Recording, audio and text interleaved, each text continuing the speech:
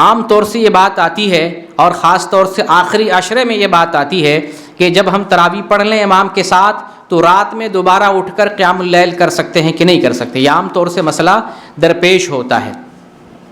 تو اس کا جواب یہ ہے کہ آدمی تراویح پڑھ سکتا ہے، تراویح پڑھنے کے بعد دوبارہ قیام اللیل کرنا چاہے، دوبارہ تہجد پڑھنا چاہے تو اس میں کوئی حرج نہیں، دوبارہ پڑھ سکتا ہے اور اس میں کوئی حرج نہیں. بعض لوگ کہتے ہیں نہیں، نبی صلی اللہ علیہ وسلم نے صرف 11 رکعت پڑھی ہیں، اس سے زیادہ نہیں پڑھ سکتے ہیں، وہ زیادتی کر رہے ہیں. یہ بات صحیح نہیں. میں نے بتایا نفل نماز کوئی رات بھر پڑھنا چاہے کوئی حرج کی بات نہیں، جتنا پڑھنا چاہے کوئی حرج کی بات نہیں ہے.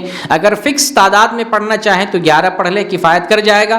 لیکن اگر اس سے زیادہ پڑھنا چاہیں یا اگر اس سے کبھی کم ہو جائے تو اس میں کوئی حرج کی بات نہیں. کوئی امام کے ساتھ 6 رکعت تراویح پڑھا اور جانے لگا تو ہم اس کا گریبان پکڑ لیں، نہیں نہیں نہیں تم کو 8 پڑھنا ہی پڑے گا، 11 پڑھنا ہی پڑے گا. نہیں، نفل نماز ہے، کبھی 4 پڑھ لیا، کبھی 6 پڑھ لیا، کبھی اس سے زیادہ پڑھنا چاہے تو کوئی حرج کی بات نہیں ہے، زیادہ پڑھ سکتا ہے. حدیث کیا ہے؟ صلاۃ اللیل مثنی مثنی، رات کی نماز 2 رکعت نماز ہے، آپ جتنا چاہیں پڑھ سکتے. اسی حدیث میں ہے کہ اگر صبح ہونے کا خطرہ ہونے لگے تو 1 رکعت وتر پڑھ لو.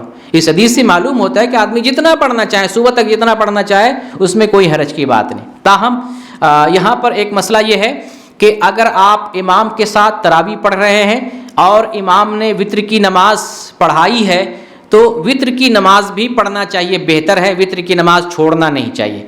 اس کا فائدہ یہ ہوگا کہ حدیث میں آتا ہے، نبی صلی اللہ علیہ وسلم فرماتے ہیں انہ من قام مع الامام حتی ینصرف کتب له قیام لیلہ. یہ ترمذی کی حدیث ہے 806 نمبر کی، جسے شیخ البانی نے صحیح قرار دیا ہے.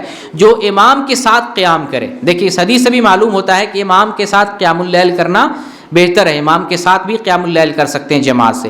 تو جو امام کے ساتھ قیام کرے یہاں تک کہ وہ لوٹ جائے، یعنی امام کے لوٹنے وقت تک امام کے ساتھ قیام کرے تو اس کو ساری رات قیام کرنے کا ثواب ملتا ہے. تو اگر امام وتر پڑھاتا ہے تو وتر بھی امام کے ساتھ پڑھنا چاہیے تاکہ آپ کو ساری رات قیام کرنے کا ثواب ملے. ٹھیک ہے.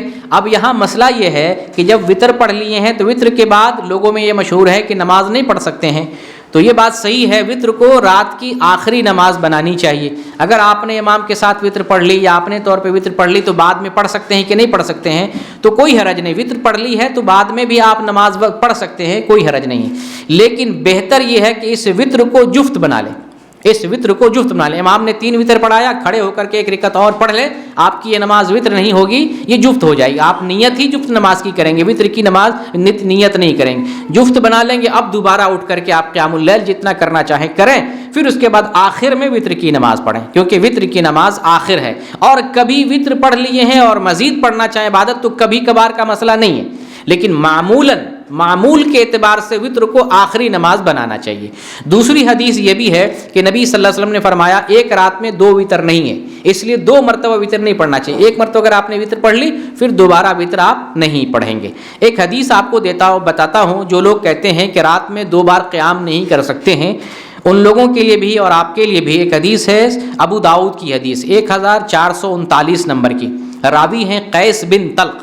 وہ بیان کرتے ہیں کہ صحابی طلق بن علی رضی اللہ تعالیٰ عنہ رمضان میں ہمارے پاس آئے اور ہمارے پاس جو ہے افطار تک، شام تک ٹھہرے، ہمارے پاس افطار کیا اور رات میں انہوں نے قیام اللیل کروایا، لوگوں کو قیام اللیل کروایا.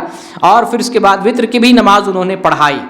نماز پڑھنے کے بعد قیام اللیل کرنے، وتر پڑھانے کے بعد پھر وہ اپنی مسجد جاتے ہیں اور اپنی مسجد والوں کو بھی نماز پڑھاتے ہیں، ساری نماز پڑھاتے ہیں. یہاں تک کہ جب وتر کی نماز آتی ہے تو وہ پیچھے ہٹ جاتے ہیں، ایک دوسرے آدمی کو وتر پڑھانے کے لیے آگے بڑھاتے ہیں اور کہتے ہیں کہ تم نماز وتر پڑھاؤ.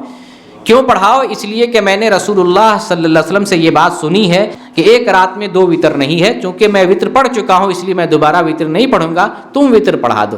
یہ حدیث دلیل ہے کہ یہ صحابی 2 مرتبہ قیام کر رہے ہیں، ایک جگہ ایک لوگوں کو پڑھا رہے ہیں، پھر دوبارہ اپنی مسجد میں جاتے ہیں، وہاں بھی دوبارہ قیام کر رہے ہیں. تو اس سے معلوم ہوتا ہے کہ آدمی دوبارہ قیام کرنا چاہے، 12 قیام کرنا چاہے، اس میں کوئی حرج کی بات نہیں، دوبارہ قیام کیا جا سکتا ہے.